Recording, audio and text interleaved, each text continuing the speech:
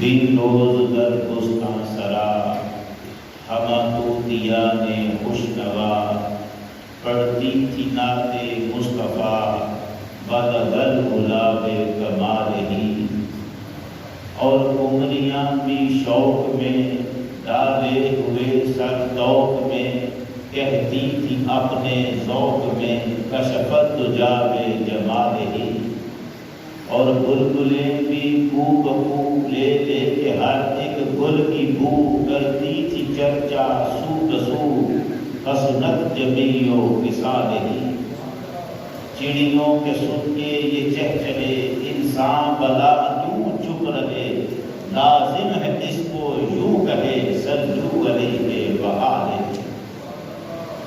سب تعریفیں اللہ جل شانہ وحدہ لا شریک کے لیے، جس نے اپنی قدرت کاملہ سے اس کائنات کو حضور نبی کریم صلی اللہ علیہ وآلہ وسلم کے عرفان کی خاطر پیدا فرمایا۔ بے شمار درود حضور نبی کریم صلی اللہ علیہ وآلہ وسلم کی ذات اقدس کی خاطر، جن کی ذات اقدس اس کائنات کی تخلیق کا باعث بنے۔ اللہ جل شانہ نے قرآن مجید میں ارشاد فرمایا، ان اللہ وملائکتہ یصلون علی النبی یا ایھا الذین آمنوا صلوا علیہ وسلموا تسلیما۔ یہ قرآن مجید کی وہ آیت مبارکہ ہے جسے سنتے ہی ہر سننے والے پر واجب ہو جاتا ہے کہ محمد عربی پر درود و سلام پڑھے۔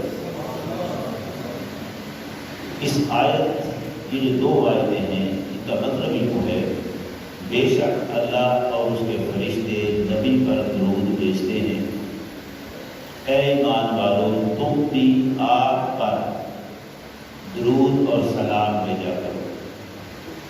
پچھلے ایک جمعے میں ہم نے یہ بات کی تھی کہ اس آیت مبارکہ میں حضور صلی اللہ علیہ وآلہ وسلم پر درود پڑھنے کا اللہ نے حکم دیا، اور صرف درود پڑھنے کا حکم نہیں دیا بلکہ فرمایا درود بھی پڑھا کرو اور سلام بھی پڑھا کرو۔ تو حضور پر صرف درود نہیں پڑھنا بلکہ آپ پر سلام بھی پڑھنا ہے، کیونکہ آیت میں لفظ ہے صلو علیہ وسلموا، آپ پر درود بھی پڑھو اور آپ پر سلام بھی پڑھو۔ اب صرف درود پڑھنا کافی نہیں ہے، سلام بھی پڑھنا ہوگا۔ صحابہ کرام نے جب اس آیت کو سنا، جب یہ نازل ہوئی تو صحابہ نے حضور سے عرض کیا، یا رسول اللہ نعرف کیف نسلم علیک، ہم جانتے ہیں کہ آپ پر سلام کیسے پڑھنا ہے، سلام پڑھنے کا طریقہ ہمیں آتا ہے، ہمیں یہ بتائیں کیف نسلم علیک فی صلاتنا، ہمیں یہ بتائیں کہ جب ہم نماز پڑھتے ہیں تو اپنی نمازوں میں آپ پر درود کیسے پڑھیں۔ ہمیں سلام پڑھنا آتا ہے، اس کا طریقہ ہمیں پتہ ہے، ظاہر ہے ایک دوسرے کو سلام کرتے ہیں تو اب ایک دوسرے کی بجائے ہم آپ کا سلام کے لفظ دے دیں گے، السلام علیکم ایھا النبی کہتے ہیں، سلام پڑھنا ہمیں آتا ہے، ہمیں یہ نہیں پتا کہ آپ پر درود کیسے پڑھیں، اور اللہ نے حکم دیا ہے کہ نبی پر درود بھی پڑھو اور سلام بھی پڑھو، تو ہم آپ پر درود کیسے پڑھیں۔ حضور نے جواب دیا صلی اللہ علیہ وسلم، آپ نے ارشاد فرمایا یوں کہا کرو، اللہم صلی علی محمد و علی آل محمد، کہا کرو کہ اے اللہ محمد پر بھی درود پڑھ اور محمد کی آل پر بھی درود پڑھ۔ اب سوال یہ ہے کہ یہاں آیت میں حکم یہ تھا کہ اے لوگو، اے ایمان والو، تم نبی پر درود پڑھو، اور صحابہ نے پوچھا بھی حضور سے یہ تھا کہ حضور ہم آپ پر درود کیسے پڑھیں، مگر جب جواب دیا ہے سرکار نے تو صرف اپنے درود کی بات نہیں کی، ساتھ آل محمد پر بھی درود پڑھوایا۔ بات تو آیت کی تفسیر ہو رہی تھی کہ اللہ نے کیا حکم دیا ہے، کیسے پڑھیں۔ اب اس آیت کے جواب میں جو کچھ حضور سکھائیں گے نا، وہ اصل میں وہ حکم ہوگا جو اس آیت کے ذریعے اللہ دے رہا ہے۔ اللہ کہتا ہے نبی پر درود پڑھو، جب نبی سے پوچھا جاتا ہے کیسے پڑھیں تو نبی فرماتے ہیں کہ یوں پڑھو کہ اے اللہ محمد پر بھی درود پڑھ، محمد کی آل پر بھی درود پڑھ۔ اس کا مطلب یہ ہے کہ آیت میں اگر بات نبی پر درود پڑھنے کی ہو تو مراد صرف نبی پر درود پڑھنا نہیں ہے، نبی پر بھی درود ہوگا، نبی کی آل پر بھی درود ہوگا۔ جب نبی کے ساتھ نبی کی آل پر درود پڑھیں گے تب نبی پر درود پڑھنے کا معنی مکمل ہوگا۔ یہ وہ بات ہے جو ہم نے پچھلے کسی ایک جمعہ میں کی۔ اب اس سے تھوڑا سا آگے چلیں، یہ آیت مبارکہ جہاں ختم ہو رہی ہے، جہاں یہ حکم ختم ہوتا ہے یا ایھا الذین آمنوا صلوا علیہ وسلموا تسلیما، جہاں یہ آیت ختم ہوتی ہے اس کے ساتھ جڑی ہوئی اگلی آیت وہ کیا ہے؟ وہاں فرمایا ان الذین یؤذون اللہ ورسولہ لعنہم اللہ فی الدنیا والآخرہ، ساتھ جڑی ہوئی اگلی آیت فرمایا وہ لوگ جو اللہ اور اس کے رسول کو اذیت دیتے ہیں اللہ دنیا میں بھی ان پر لعنت کرتا ہے، آخرت میں بھی ان پر لعنت کرتا ہے۔ ان پر جو اللہ اور اس کے رسول کو اذیت دیتے ہیں، اللہ کو تو اذیت کوئی دے نہیں سکتا، کون ہے جو اللہ کو کوئی تکلیف پہنچا سکے؟ لیکن اللہ یہاں بتانا چاہتا ہے کہ جو میرے رسول کو اذیت دے گا وہ اصل میں مجھے اذیت دے گا۔ تو اللہ نے رسول کی اذیت میں اپنی اذیت کو شامل کر دیا۔ پچھلی آیت میں رسول کے درود میں آل رسول کے درود کو شامل کیا تھا، اگلی آیت میں رسول کی اذیت میں اپنی اذیت کو شامل کیا۔ لیکن وہ بات تو اپنی جگہ رہے گی کہ جب حضور نے درود میں اپنے ساتھ آپ کو شامل کیا ہے تو اذیت میں بھی آپ شامل ہوگی۔ اب اس کا معنی یہ ہے کہ جو کوئی رسول کو اذیت پہنچائے وہ تو اذیت ہے، لیکن جو رسول کی آل کو اذیت پہنچائے گا وہ بھی محمد رسول اللہ کو اذیت ہو رہی ہے۔ وہ تکلیف جو کوئی حضور کی آل کو دے گا وہ صرف آپ کو تکلیف نہیں ہے، وہ رسول کو تکلیف ہے، وہ رسول کو پہنچائی جانے والی اذیت ہے۔ اور جو رسول کو اذیت پہنچائے قانون قدرت یہ بن گیا لعنہم اللہ فی الدنیا والآخرہ، اللہ دنیا میں بھی ان پر لعنت کرتا ہے، آخرت میں بھی ان پر لعنت ہی کرے گا۔ جو رسول کی آل کو اذیت پہنچائے وہ اذیت رسول کو ہے۔ یہی وجہ ہے کہ ترمذی شریف میں حضور نے ارشاد فرمایا 6 قسم کے لوگ ایسے ہیں، ستۃ لعنہم اللہ، 6 قسم کے لوگ ایسے ہیں جن پر اللہ نے لعنت فرمائی ہے، اللہ کے فرشتوں نے لعنت کی ہے اور اللہ کے ہر نبی نے لعنت کی ہے۔ اتنی شدید قسم کی لعنت 6 قسم کے لوگوں کا۔ وہ کون سے ہیں؟ ان میں پہلی قسم کے وہ لوگ ہیں زاہد فی کتاب اللہ، جو اللہ کی کتاب میں اللہ کے کلام میں کوئی اضافہ کرنے کی کوشش کرے گا۔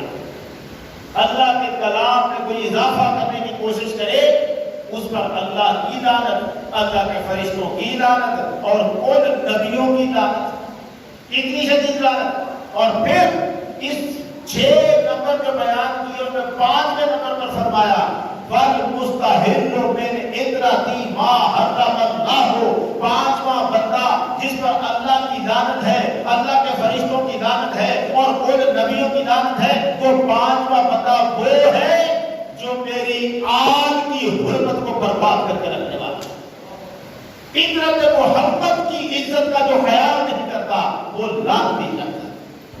حضور کی آل کی حرمت، آل محمد کا احترام، اس کو جو پامال کرتا ہے محمد عربی نے فرمایا وہ اللہ کی لعنت کا بھی شکار ہے، فرشتوں کی لعنت کا بھی شکار ہے اور کل نبیوں کی لعنت کا شکار ہے۔ یہ وجہ تھی کہ دنیا اس بات پر آ گئی کہ جس نے امام حسین کو شہید کیا ہے وہ بدبخت ازلی لعنتی ہے۔ یہی وجہ ہے کہ صدیاں گزر گئی اور حضور کے چاہنے والے اہل بیت کے خادم غلام وہ یزید پر لعنتیں کرتے آئے، کیونکہ اس نے آل رسول کی حرمت کو پامال کیا ہے، اس نے رسول کی آل کو اذیت پہنچائی ہے۔ وہ حسین جو اگر اپنے گھر کے اندر چولہے میں روئے تو محمد عربی صلی اللہ علیہ وسلم حجرے کے پاس سے گزرتے ہوئے بے قرار ہو جائیں اور اندر آئیں اور آپ کے سیدہ فاطمہ سے کہیں فاطمہ علم تعلمی، فاطمہ تجھے پتا نہیں یہ جب روتا ہے اللہ حسین جب یہ حسین رو رہے تھے، فرمایا فاطمہ تجھے پتا نہیں اتنا بکاہ یؤذینی، جب یہ میرا حسین روتا ہے مجھ محمد کو تکلیف ہوتی ہے۔ کہاں روتا ہے؟ حسین کی آنکھوں سے آنسو بہے اپنے گھر کے اندر جھولے میں، تو وہاں بھی محمد کو تکلیف ہو، اور اسی حسین کے آنسو نہیں اس کا لہو بہایا جائے صحراؤں میں تڑپا تڑپا کر، پھر محمد کو تکلیف نہ ہوگی؟ اور بندہ کہے کہ ایک مسلمان کو قتل کرنا گناہ کبیرہ تو ہے، کفر نہیں، یہ رکھا جاتا ہے معاملہ۔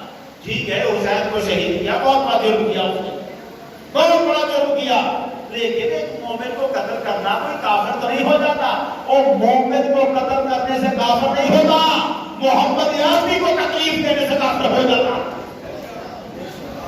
جو اذیت پہنچاتا ہے حضور کو، جو رسول کو اذیت پہنچا دیتا ہے، اذیت رسول کا مجرم، یہ اسلام سے نکل جاتا ہے۔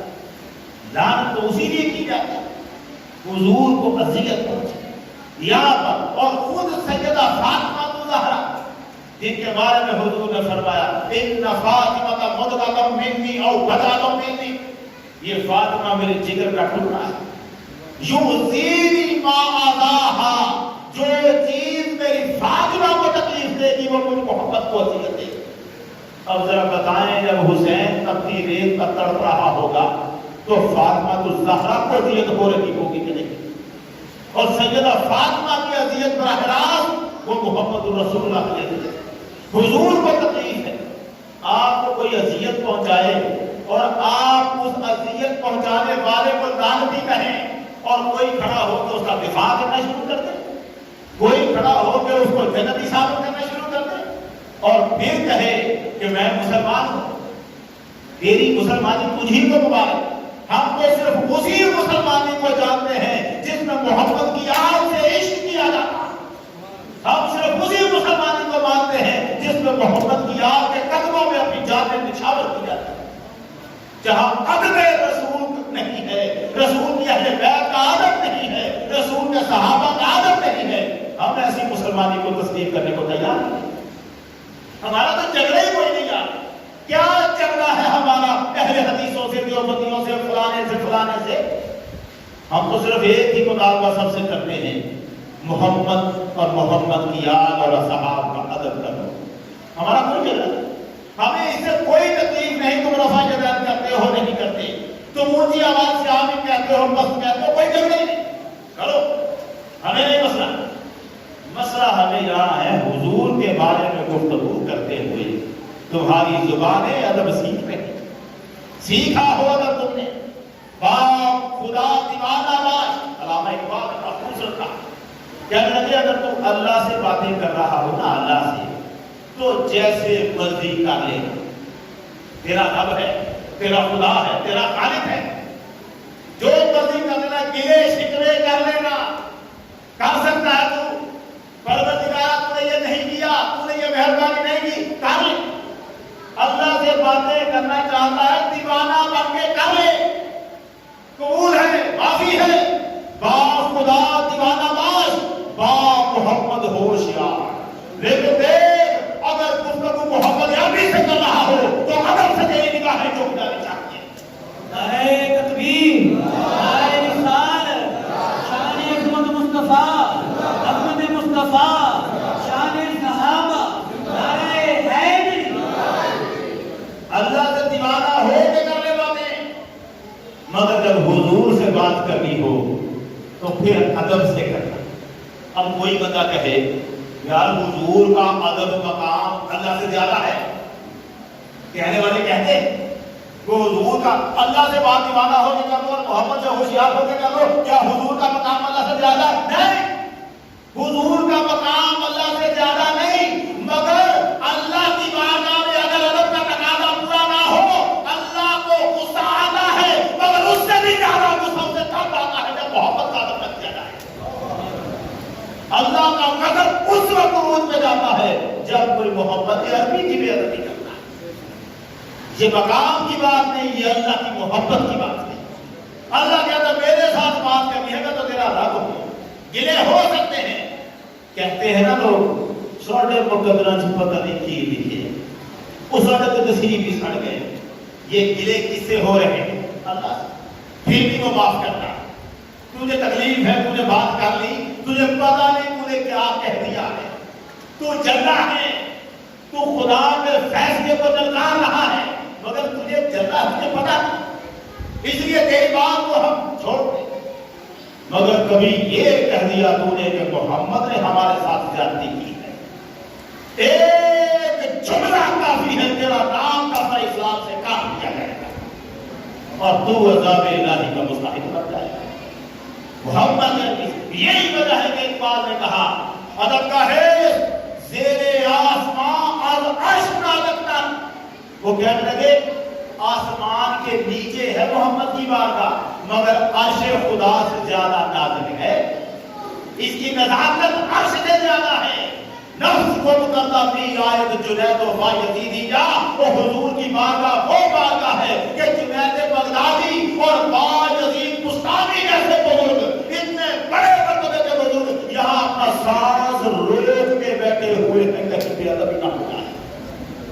حضور کی بارگاہ بڑی بات ہے، اذیت سرکار کی چھوٹا سا جرم نہیں ہے، حضور کو تکلیف دینا۔ اب جب ہم نے یہ کہا کہ اگر کوئی آل رسول سے دشمنی کرے گا، آل رسول کو اذیت دے گا تو وہ حضور کی اذیت ہے، تو ہمارے یار نے پاسا پلٹ دیا، اسے سمجھ آ گئی کہ یہ کسی طرح سمجھوتا نہیں کریں گے، یہ نہیں مانیں گے۔ اس نے اگلا پہلا بدلا کہا یزید نے تو قتل کروایا ہی نہیں نا حسین، آپ یزید کو الزام کیوں دیتے ہیں؟ یہ تو ابن زیاد نے کیا ہے، ابن زیاد کو کہیں یزید کا تو اس میں کوئی قصور نہیں، اس بیچارے کو تو پتہ ہی نہیں چل سکتا، وہ تو شام میں بیٹھا ہوا تھا، اس نے تو یزید حسین کو قتل نہیں کروایا تھا۔ اب یہ ہمیں سمجھائے گا کہ یزید نے قتل کروایا تھا حسین کو کہ نہیں کروایا، ہمیں تو کیا بتائے گا؟ یہ میرے ہاتھ میں وہ خط ہے جو یزید نے لکھا تھا، میں وہ خط پڑھ کے بیٹھا ہوا ہوں جو یزید نے لکھا تھا حضرت عبداللہ ابن عباس کو، اور اس کے جواب میں خط لکھا تھا عبداللہ ابن عباس نے یزید کے نام پر۔ یہ خط جو طبرانی نے، امام طبرانی نے موجب کبیر میں نقل کیا ہے اور صاحب مجموع الزوائد میں نقل کیا ہے۔ اس خط کو دیکھو کیا کہتا ہے۔ یہ خط کب لکھا؟ جب کربلا کا واقعہ ہو گیا، امام حسین شہید ہو گئے اور کربلا والے شام سے لوٹ کر لٹا پٹا قافلہ جب مدینے میں آیا اور مدینے کے در و دیوار میں گلیاں وزاری تعلق ہو گئے، ہر شخص مدینے کی گلیوں میں روتا ہوا نکل آیا، یہ تمہارے ساتھ کیا ہوا ہے؟ تم تو ہمارے سردار تھے۔ یہ جو سردار روتے ہوئے جب مدینہ کی سرزمین میں داخل ہوئے تو حرام بچ گیا تھا مدینہ شہر۔ ان لوگوں نے بیٹھ کر فیصلہ کیا کہ پتہ کیا جائے یزید نے یہ حرکتیں کیوں کی ہیں۔ ایک وفد بنا مدینے کے کچھ لوگ جن میں عبداللہ بن حنظلہ بھی تھے۔ جانتے ہیں یہ عبداللہ بن حنظلہ کون ہے؟ حضور کے صحابی تھے حضرت حنظلہ۔ یہ وہ صحابی ہیں جب جنگ میں شہید ہوئے تھے تو فرشتے کو غسل دینے کے لیے آئے تھے۔ اس حنظلہ کا نام رکھا گیا تھا حنظلہ غسیل الملائکہ، یہ وہ حنظلہ ہے جسے فرشتوں نے غسل دیا۔ یہ اس حنظلہ کا بیٹا عبداللہ بن حنظلہ، یہ مدینے والوں نے اسے اس لشکر کا سردار بنایا اور یہ گئے شام میں یزید کا پتہ کرنے۔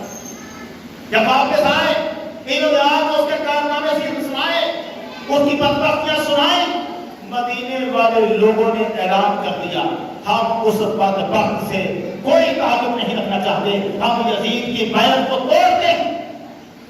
ادھر مدینے والوں نے یزید کی بیعت کو توڑا، ادھر مکے والوں نے یزید کی بیعت کو توڑا، یزید خلیفہ نہیں مانے گے ہم۔ مکہ مکرمہ میں صحابی رسول عبداللہ بن زبیر تھے۔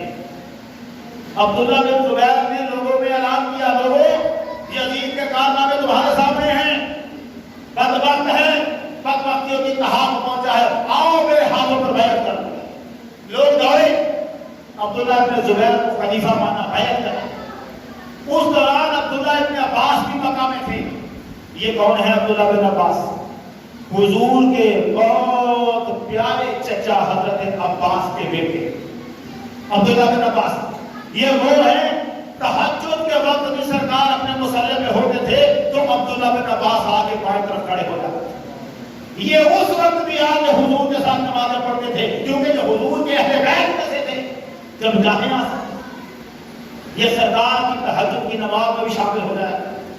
عبداللہ بن عباس رضی اللہ تعالیٰ عنہ حضور کے چچا عباس کے بیٹے، سید المفسرین قرآن کی تفسیر کرنے والے، ان کو بھی عبداللہ بن زبیر نے کہا سارے لوگ میری بیعت کر رہے ہیں، آؤ تم بھی بیعت کر لو۔ عبداللہ بن عباس نے کہا نہیں، میں تم بیعت نہیں کرنا چاہتا۔ کوئی دل میں بات تھی، وہ وجہ ہو، لیکن یہ بات پھیل گئی کہ ابن زبیر نے ابن عباس کو کہا ہے ہاں میری بیعت کارو، اس نے نہیں کی۔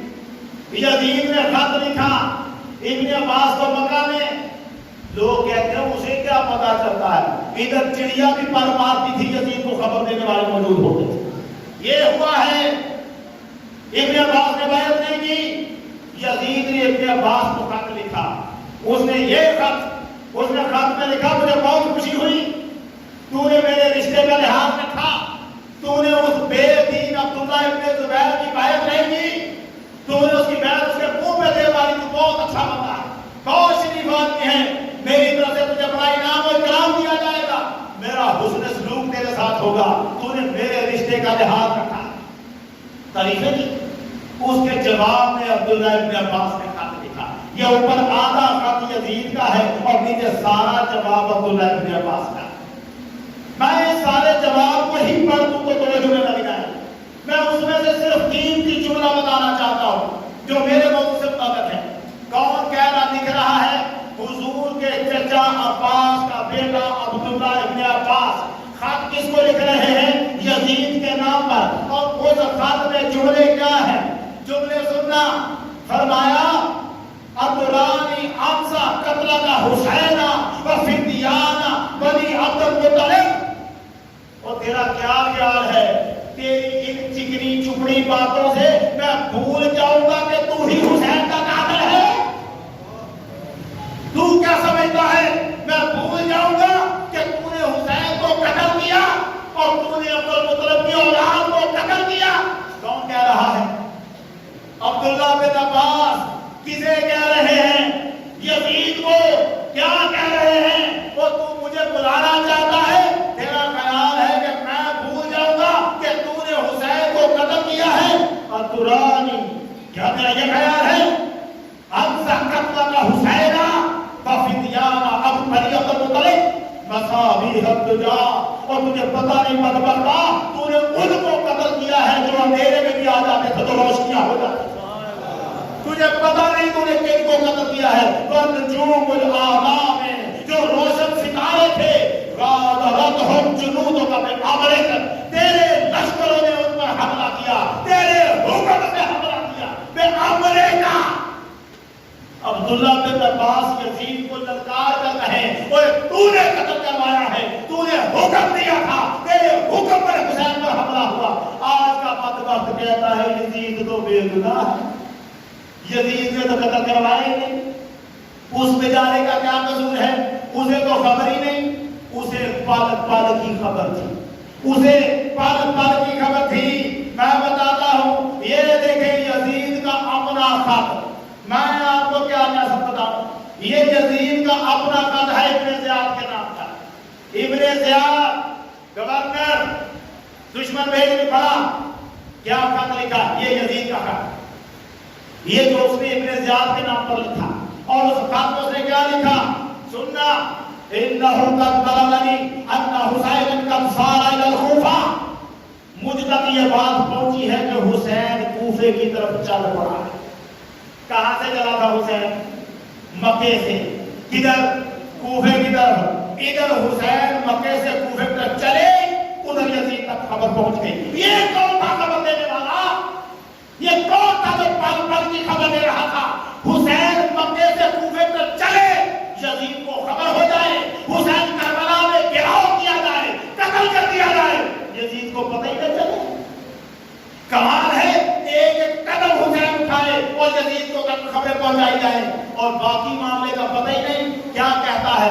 انہ قد بلغنی ان حسین قد سار الى الکوفہ، مجھے پتہ چلا ہے حسین کوفے کی طرف چلا ہے۔ فقد طلب به زمانک من بین الازمان، ابن زیاد اب سارے زمانوں میں سے امتحان تیرے زمانے کا ہے۔ فبلغک من بین البلدان، باقی شہروں کا امتحان نہیں، اب امتحان کی گھڑی تیرے شہر پہ آ پہنچی ہے۔ فَأَبْتُلِيتَ بِهِ مِن بَيْنِ الْأُمَّةِ، اب کسی اور گورنر کا نہیں، تیرا امتحان ہے، اب تو کیا کرتا ہے؟ فَإِنْتَهَا شُرْطَكَ أَوْ يَعُودَ عَبْدًا، اب یا تو اپنی آزادی کو برقرار رکھے گا یا پھر تجھے پھر سے غلام بنا لے گا۔ یہ کیا کہہ رہا تھا؟ تیرا امتحان ہے۔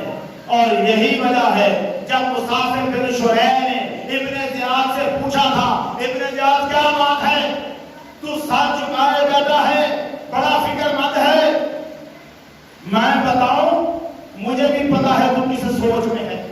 ابن زیاد نے کہا کیا ہے؟ تو اس وقت مسافر بن شریح نے کہا اس وقت تو سوچ رہا ہے لیتنی لم اقتل حسینا، کاش میں نے حسین کو قتل نہ کیا ہوتا، کاش، تو یہ سوچ کر پریشان ہے۔ ابن زیاد نے کہا میں تجھے بتاتا ہوں، الکامل علامہ ابن اسیر کی جلد نمبر 5 صفحہ نمبر 343 جواب لکھا ہے ابن زیاد کا۔ اس نے کہا اما قتل حسین انہ اشار الی یزید بقتلہ او قتل فقط قتلہ، مجھے یزید نے حکم دیا تھا یا حسین کو قتل کر یا آپ قتل ہونے کے لیے تیار ہو جا، فقط تو قتلہ ہوں، تو میں نے فیصلہ کر لیا میں کیوں قتل ہوں، میں حسین کو کر دیتا۔ کس کے کہنے پہ قتل کیا ہے؟ یزید کے کہنے پر۔ بندہ کہتے نہیں یزید کا قصور نہیں ہے، یزید کا قصور نہیں ہے، یہ دیکھ یزید کا بیٹا معاویہ، اور تو بیٹے سے زیادہ تو اس کا فرما بردار نہیں نا، جب اس کا بیٹا دہانا دے رہا ہے، تقریر کی ہے یزید کے بیٹے نے تخت پر بیٹھتے ہی، یزید کا بیٹا معاویہ ثانی کیا تقریر کر رہا ہے؟ سننا، تقریر کرتا ہے، وہ کہتا ہے کلّا ابی امرا، میرا باپ خلیفہ بن گیا، بادشاہ کے تخت پر بیٹھ گیا، وَكَانَ غَيْرُ أَهْلٍ لَهُ، وہ اس کے لائق نہیں تھا، گدی پر بیٹھنے کے لائق نہیں تھا۔ فَنَازَعَ ابْنُ بِنْتِ رَسُولِ اللَّهِ، اور رسول کی بیٹی فاطمہ کے بیٹے سے لڑ پڑا۔ کون لڑا؟ یہ یزید کی بات ہے نا، یزید کا بیٹا تقریر کر رہا ہے لوگوں میں تخت پر بیٹھ کر، اس نے کہا میرا باپ وہ لائق نہیں تھا اس گدی کے، فاطمہ کے بیٹے سے لڑ پڑا۔ ان من اعظم الامور علینا، ہمارے دل پر جو سب سے زیادہ بھاری بات ہے نا، یہ کون کہتا ہے؟ یزید کا بیٹا، وہ کہتا ہے ہمارے دل پر سب سے زیادہ سخت بات جو ہے وہ کیا ہے؟ بسوء مسرعہ وبئیس منقلبہ، اور سب سے بری بات ہمارے دل پر بھاری بات یہ ہے میرا ابا ایمان کی موت نہیں پا سکتا، میرا باپ برے انجام کو پہنچا ہے۔ وقت قتل اطرت رسول اللہ صلی اللہ علیہ وسلم، اس نے رسول کی آنکھ کو قتل کیا۔ یزید کا بیٹا کہے میرے ابے نے قتل کیا ہے، اور آج والا کہتا ہے نہیں اس نے قتل نہیں کیا، اس کا قصور نہیں ہے، اس کا قصور۔ آپ میری طرف توجہ رکھیں، ایسے تو صاحب تشریف لائے ہیں، انہوں نے خطاب کرنا ہے، ان کا بھی خطاب ہوگا، لیکن آپ ذرا بات کو مکمل ہو۔ یزید کا اپنا بیٹا کہہ رہا، وہ کہتا ہے اب میرے والد نے کو اس گدی کا لائق نہیں تھا، اور اس نے رسول کے نواسے سے لڑائی کی اور قتل کیا ہے عزت رسول کو۔ جب یزید کا اپنا بیٹا یہ گواہی دے، ابن زیاد یہ گواہی دے، اور خود یزید گواہی دے، خود یزید گواہی دے. جب امام حسین کا سر اقدس یزید کے دربار میں جاتا ہے تو یزید اس سر اقدس کو دیکھ کر شعر پڑھتا ہے. ریتا اشیاخی میں بشہدو میں بدر. اور میرے وہ آبا و اجداد جو بدر میں تھے مارے گئے تھے, کاش آج وہ زندہ ہوتے, آج وہ زندہ ہوتے. شاہدو جب الخزرج فی بقع الاصل, ان کو سنائی دیتا ہم نے ان کو نیزوں سے مارا ہے, اور ان کے چیخو پکار کی آواز کو سنتے انہیں ٹھنڈ پڑتی. کن کو ٹھنڈ پڑتی؟ جو بدر میں ہمارے بزرگ مارے گئے, ہم نے بدلہ لیا ہے ان کا. بدر میں کون مارا گیا تھا؟ اتبا مارا گیا تھا.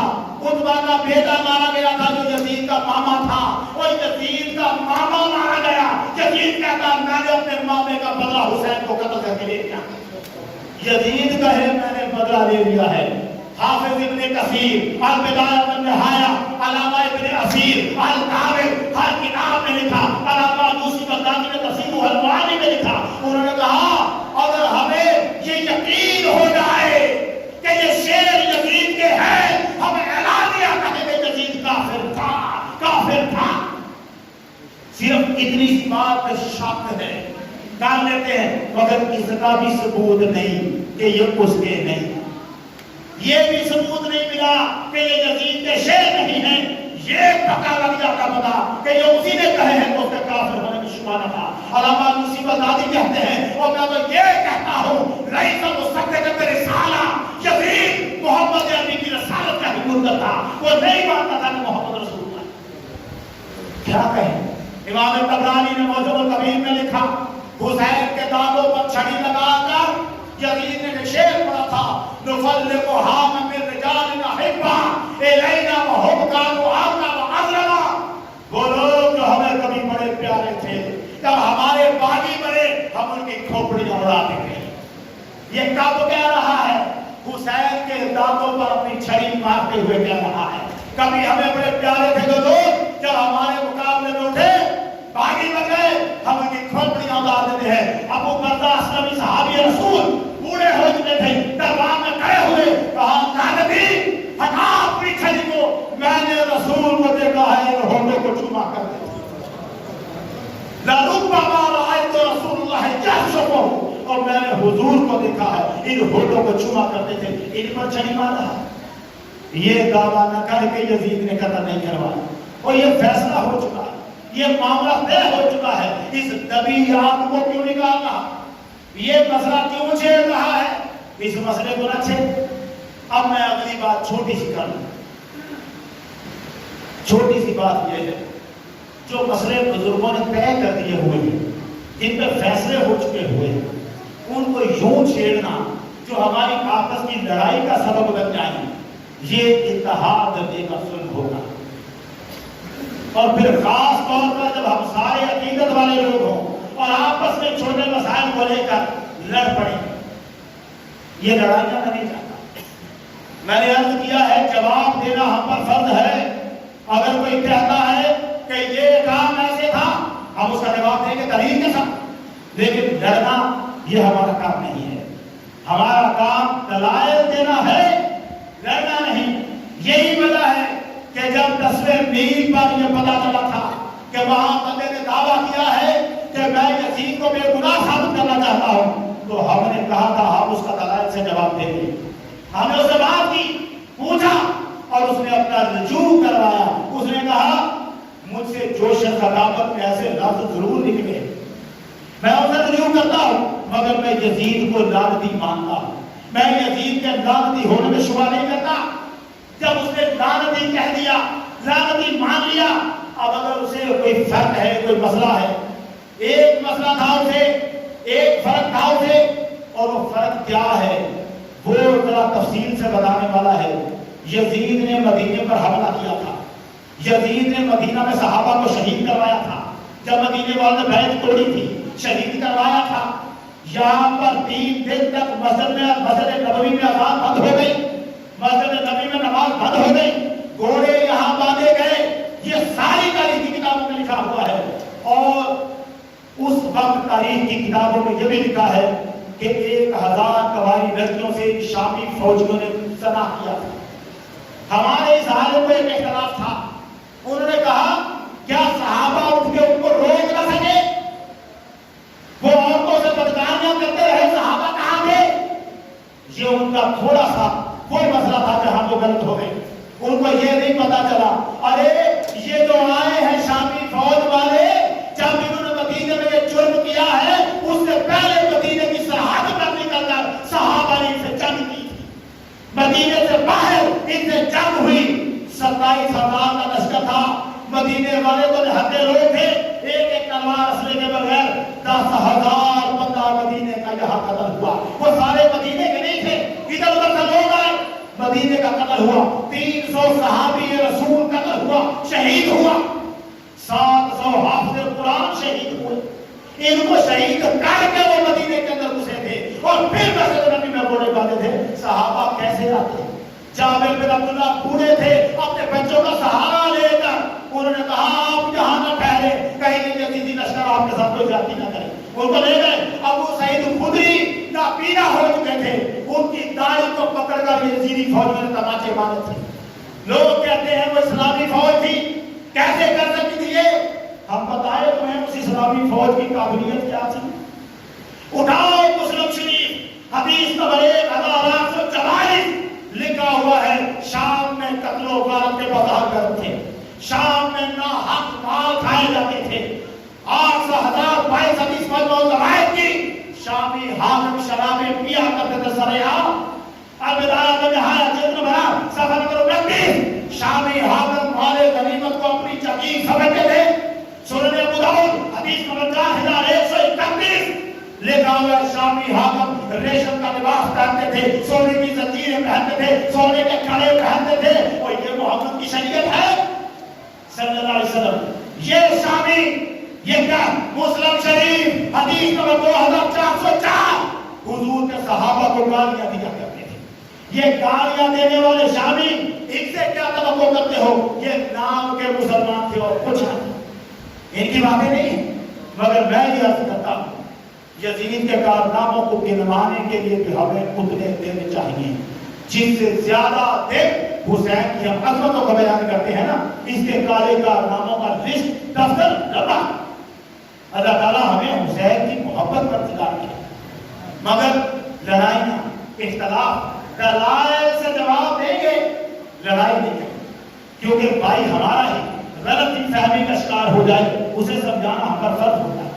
اب آخری بات، پچھلے جمعے جو ہم نے سیلاب زدگان کے لیے پیسے اکٹھے کیے تھے، آپ سب نے بڑی محبت فرمائی اور بڑا لبیک کہا اس آواز پر. یہ اس کی رسید ہے جو ہم نے دعوت اسلامی کے فنڈ کے ذریعے بھیجے. 1,20,635 روپے آپ لوگوں نے تعاون کیا. ان سیلاب زدگان مصیبت میں پھنسے ہوئے لوگوں کو آپ کیا دے سکتے ہیں؟ ان کا 1 لاکھ سے تو کچھ کرنے والا نہیں ہے. مگر دعا ہے کہ ہم نے جو فنڈ بھیجا ہے اللہ تعالیٰ اسے بخیر و عافیت ان تک پہنچائے اور ان روتے ہوئے کے چند آنسو پوچھنے کا شرف ہمیں بھی حاصل ہو جائے. آپ لوگوں کی محبتوں کا شکریہ. میں اب تقریر اپنی کو ختم کرتا ہوں تاکہ کیسے تو صاحب بھی اپنا بیان فرمائیں. اللہ تعالیٰ ہمیں حسین کی محبت میں زندہ رکھے، یزید کی نفرتوں میں زندہ رکھے. وَآخِرُ دَعْوَانَا أَنِ الْحَمْدُ لِلَّهِ